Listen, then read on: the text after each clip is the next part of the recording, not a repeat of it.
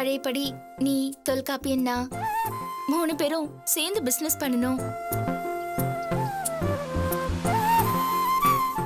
அதுக்கு அடித்தளமா இந்த டிஜிட்டல் வேலி ப்ராஜெக்ட ஆரம்பிக்கணும்னு நான் முடிவு பண்ணியிருந்தேன்.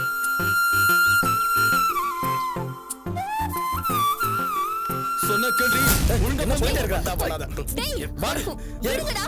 நீதான வரேன்னு சொன்ன விடுங்கன்னு சொல்றேன்ல. விடுங்க. ஏய்.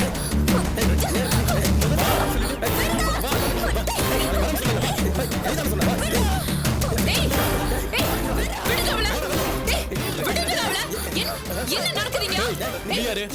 என்ன நடக்குதுங்க? எதுக்கு அவங்க கிட்ட கல்யாணம் பண்ணீங்க? ஓடி பசங்களா நீங்க போங்க நீங்க. யாரும் வாங்க. போங்கடா. ஏய், போலீஸ்ல புடிச்சு கொடுத்துருவேன் ஜாக்கிரதை.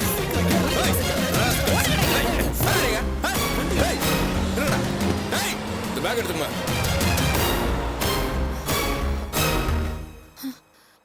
யாருமா அந்த பசங்க? தெரியலங்க. பாவம் இந்த பொண்ணு கிட்ட கலாட்ட பண்ணி அவள அந்த காருக்குள்ள தள்ள பாத்துக்கிட்டு இருந்தாங்க. நல்லவேளை நீங்க எல்லாம் வந்ததுனால அவங்க பயந்து ஓடிட்டாங்க. ரொம்ப பாத்து போங்கம்மா. சரி பாத்து பத்திரமா போங்கம்மா. ஓகேங்க.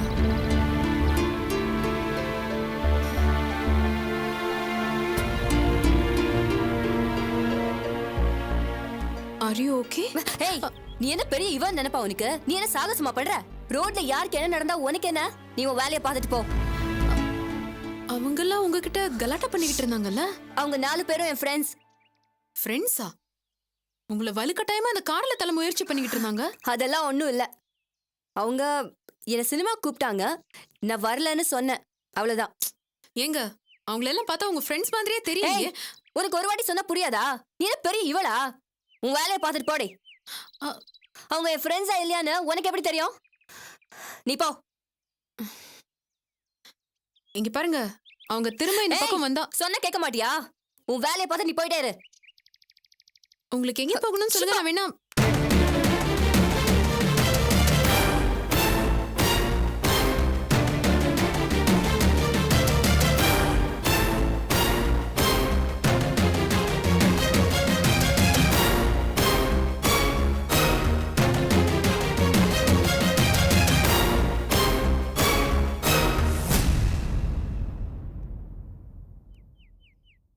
ஐயனே, இந்த உலகத்திற்கு திருக்குறளை ஈன்ற தமிழ் திருமகனே, நான் வணங்குகின்ற ஒரே தெய்வம் நீதான்.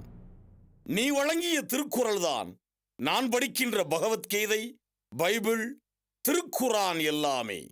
உன் குரல் தான் என் குரல். வழிநடத்து ஐயனே. எம் இனம் தழைக்கட்டும், இவ்வுலகம் செழிக்கட்டும், அகண்ட சிந்தனை பெருகட்டும். தோழர்களே, இன்று முதல் உங்கள் தோழர் பாலகிருஷ்ணனாகிய நான் நமது தினசரி தீ பத்திரிகையின் பொறுப்பை ஏற்கிறேன்.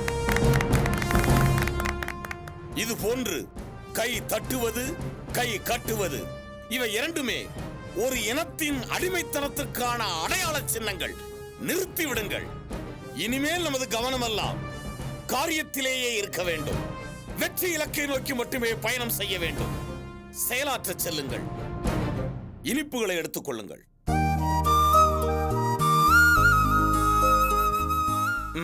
எடுத்துக் கொள்ளுங்கள். சரி, செயலாற்ற செல்லுங்கள். வெற்றி நமதே.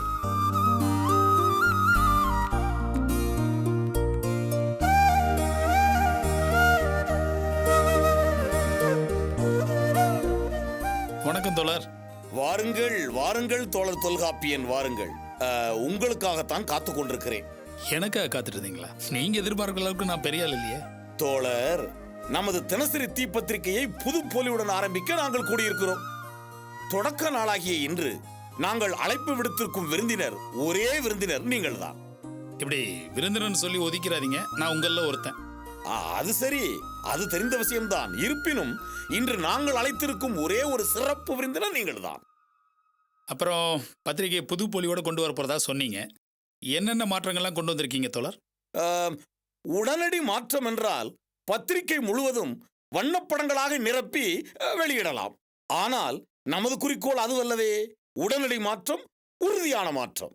எனவே எந்த செய்திக்கு முக்கியத்துவம் கொடுப்பது, எந்த செய்தியை ஒதுக்குவது என்பதிலிருந்து ஆரம்பமாகிறது. எது ரொம்ப மக்களை கவருதோ அந்த செய்திக்கு தானே நீங்க முக்கியத்துவம் கொடுப்பீங்க. அது வியாபார நோக்கமாயிற்றே. ஓ, வியாபார நோக்கம்தான். இப்போ வியாபாரத்தை முன்னிறுத்தி தானே எல்லா பத்திரிகையும் நடக்குது. அது மற்றவர்களுக்கு. நம்முடைய நோக்கம் அதுவல்ல. எனினும் பெரும்பாலானோர் வியாபாரத்தை மையமாகவே வைத்து பத்திரிகை நடத்துவதனால் அந்த பேச்சு நம்மிடையே கூட எழ ஆரம்பித்து விட்டது. பத்திரிகையில மட்டும்தான் அப்படி நடக்குதுன்னு சொல்ல முடியாது தோழர். எல்லாத்துலயும் எல்லா தளங்கள்லயும் இப்ப இதுதான் நிலைமை. அப்படி என்றால் அனைத்தையுமே அனுசரித்துத்தான் வாழ வேண்டும் என்கிறீர்களா? இப்படித்தானே எல்லாரும் வாழ்ந்துட்டு இருக்கோம் தோழர். இது ஒண்ணு நமக்கு புதுசு இல்லையே. நம்மள மாதிரி ஒரு சில பேர் தான் தர்ம நியாயம் எல்லாம் பேசிட்டு இருக்கோம். ஆனா இதெல்லாம் நடைமுறைக்கு ஒத்து வராதுங்கிறது தான் உண்மை. வராது என்று சொல்லாதீர்கள். மக்கள் சக்தி ஒன்று சேர்ந்து விட்டால், விழிப்புணர்ச்சி அடைந்து விட்டால் ஒரு யுக புரட்சியே நடக்கும். இந்த பூமி பந்தே ஒரு வினாடி அதிர்ந்து நிற்கும். அப்போ பூகம்பம் வரும்னு சொல்றீங்க? மக்கள் புரட்சி என்கின்ற பூகம்பம் வரும் என்று சொல்கிறேன்.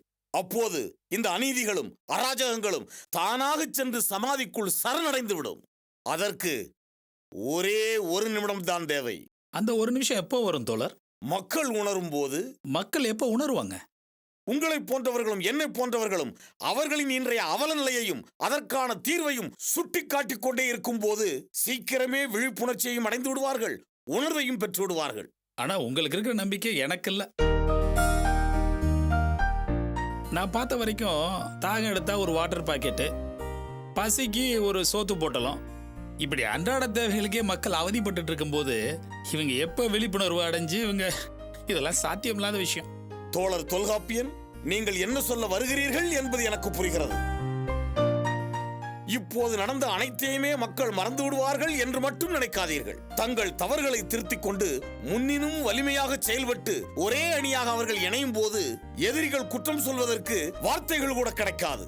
அந்நேரம் அவர்களது தந்திரங்களும் பலனற்று போய்விடும். அந்நேரம் நாம் நினைத்தது நிறைவேறும். இப்போது வஞ்சிக்கப்பட்டோம். இனி ஒரு முறை அது நிகழாது. அதற்கான அரசியல் மாற்றங்களை உணர்கின்ற அடுத்த தலைமுறை வளர்ந்து கொண்டிருக்கிறது.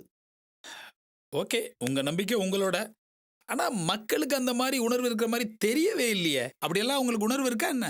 இருக்கிறதா இல்லையா என்று பொறுத்திருந்து பாருங்களேன். சரி, இருந்தா சந்தோஷம். அப்புறம் இன்னொரு முக்கியமான விஷயம். இந்த பத்திரிகை ஆரம்பிக்கிற இந்த தருணத்தில், சாரி தப்பா சொல்றேன், இந்த பத்திரிகையை நீங்க பொறுப்பேற்று புதுப்பொலிவோட கொண்டு வர்ற இந்த தருணத்தில் அபி அவங்க வாழ்த்துக்களை உங்களுக்கு தெரிவிக்க சொன்னாங்க. எனக்கு அதற்கு வாழ்த்து தெரிவிக்கிறார்கள்? பத்திரிகைக்கு மூலதனம் செய்தவர் அபி, பின்பு எனக்கேன் வாழ்த்து? என்னதான் இருந்தாலும் நீங்க தானே தோழர் நடத்த போறீங்க. ஒரு பத்திரிகை நடத்துவதற்கு மூளை இருந்தால் போதுமா? மூலதனம் வேண்டாமா? அந்த மூலதனத்தை அவர்தான் போட்டிருக்கிறார். அப்போ இந்த பத்திரிகை யாருக்குரியதுன்னு சொல்றீங்க? நிச்சயமாக அவர்களுக்குரியதுதான். அப்போ பணம் மட்டும்தான் மூலதனம் நீங்க ஒத்துக்கிறீங்களா தோழர்? உழைப்பும் மூலதனம் தான். அப்படின்னா இந்த பத்திரிகையில உங்களுக்கு சரிபாதி பொறுப்பு இருக்கு இல்லையா?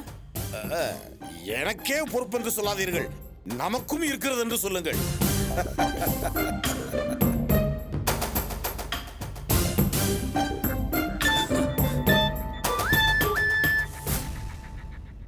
ஹலோ அபி, சொல்லுங்க. எங்க இருக்கீங்க தொல்காப்பியன்? நான் இப்போ தினசரி பத்திரிகை ஆபீஸ்ல இருக்கேன். ஆஹா.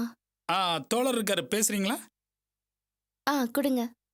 அபி பேசணுமா? வணக்கம் அபி, சொல்லுங்க. தோழர், பத்திரிகை வேலையெல்லாம் எப்படி போயிட்டு இருக்கு? மிகச் சிறப்பாக போய்கொண்டிருக்கிறது. முதல் இதழ் கூட சிறப்பாக வடிவமைக்கப்பட்டிருக்கிறது. நேரம் இருந்தால் வந்து பாருங்களேன். நேரம் இல்லாத சூழ்நிலையா இருக்கிறதுனால தான் உங்களுக்கு ஃபோன் பண்றேன். தப்பா எடுத்துக்காதீங்க. பத்திரிகையை நீங்க நல்லபடியா கொண்டு வந்துருவீங்கன்னு எனக்கு நம்பிக்கை இருக்கு. ஏற்கனவே நடந்து கொண்டிருக்கக்கூடிய பத்திரிகை, இதில் சிரமம் என்ன இருக்க போகிறது? பத்திரிகை நடத்துறதுக்கு ஏதாவது பணம் உங்களுக்கு தேவைப்பட்டா உடனே எனக்கு ஃபோன் பண்ணுங்க. இல்லை அபி, நீங்கள் ஏற்கனவே கொடுத்த பணமே போதுமானது, திரும்ப தேவைப்படாது. இல்ல, தேவைப்பட்டா சங்கடப்பட வேண்டாம்னு சொல்றேன். நிச்சயமாக கேட்கிறேன். வேறு ஏதாவது சொல்ல வேண்டியிருக்கிறதா? இல்ல, வேற ஒண்ணும் இல்ல. நல்லபடியா பத்திரிகையை நடத்துங்க. ஆனா எக்காரணத்தை கொண்டும் நான் இதுக்கு பின்னாடி இருக்கேன்னு ஆனந்திக்கு தெரிய வேண்டாம். நிச்சயமாக தெரியாது, நிச்சயமாக தெரியாது. தொல்காப்பியன் கிட்ட கொடுங்க. தொல்காப்பியன், சொல்லுங்க அபி. தொல்காப்பியன், சைட்டு விஷயம் கொஞ்சம் பார்க்கணும். நீங்க உடனே ஆபீஸ்க்கு வரீங்களா? நான் 1 ஹவர்ல ஆபீஸ் வந்துடுறேன் அபி. Okay, thank you. சரி, ஓகே பி. ஒரு சைட் ஒன்று பார்க்க போகணும்னு சொல்லியிருந்தாங்க, அதுக்காக. சரி, மிக்க மகிழ்ச்சி. தொல்காப்பியன் முதல் இதழ் வடிவமைக்கப்பட்டிருக்கிறது.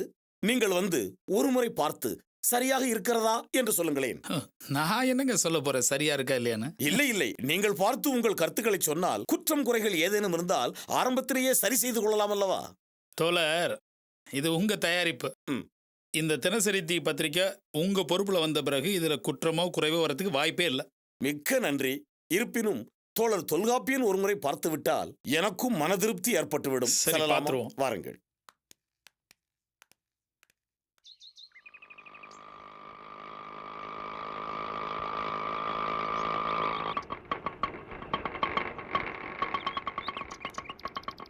என்னங்க?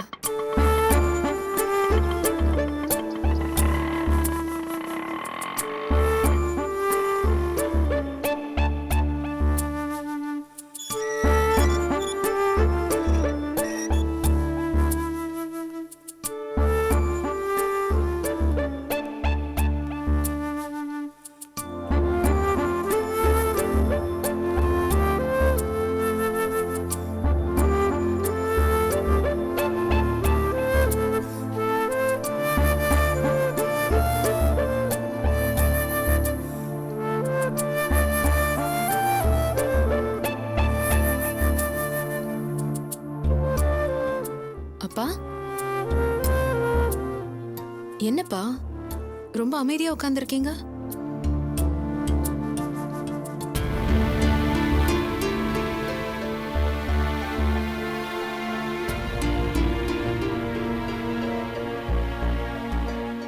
அம்மா, என்னாச்சு அப்பாக்கு?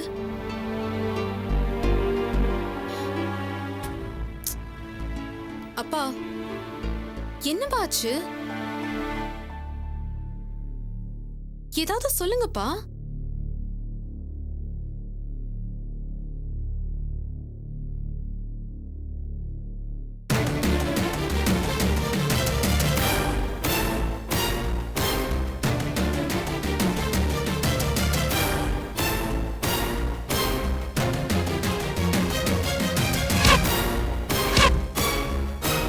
ஏய், நீயா?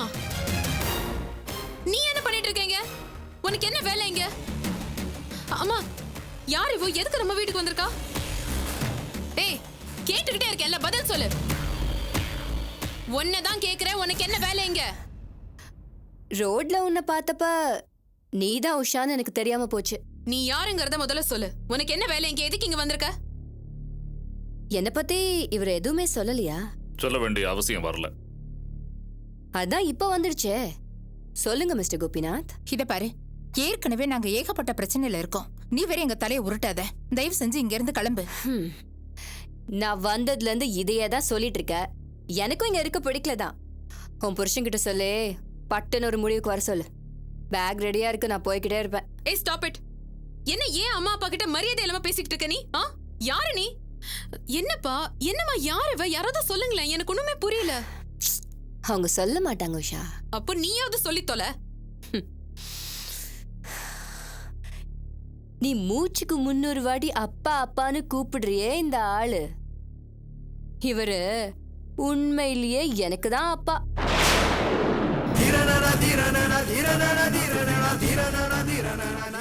அப்பா? ஆமாம்மா, இவ என் முதல் மனைவியோட பொண்ணு. பேரு சந்தியா.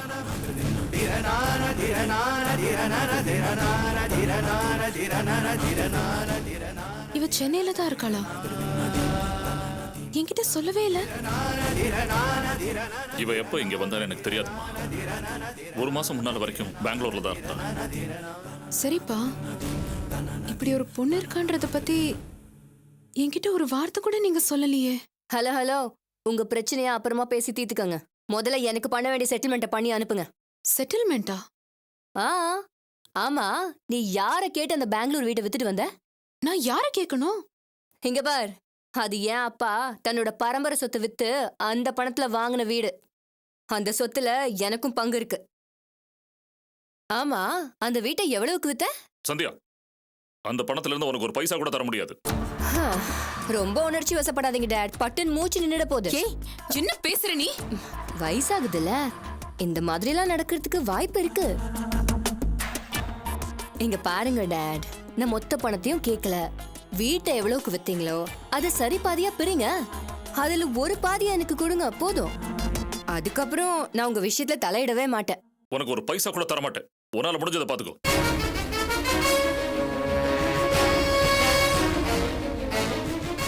உங்களுக்கு 24 hours டைம் தரேன். அதுக்குள்ள எனக்கு ஏதாவது ஃபேவரா பண்றதுக்கு பாருங்க. அதர்வைஸ் நாம கோர்ட்ல மீட் பண்ண வேண்டியிருக்கும். ஐயோ சந்தியா, இங்க பாரு, அவசரப்படாதே நீ. நம்ம பேசி இங்க பார், உன்கிட்ட பேசுறதுக்கு எனக்கு டைம் இல்ல.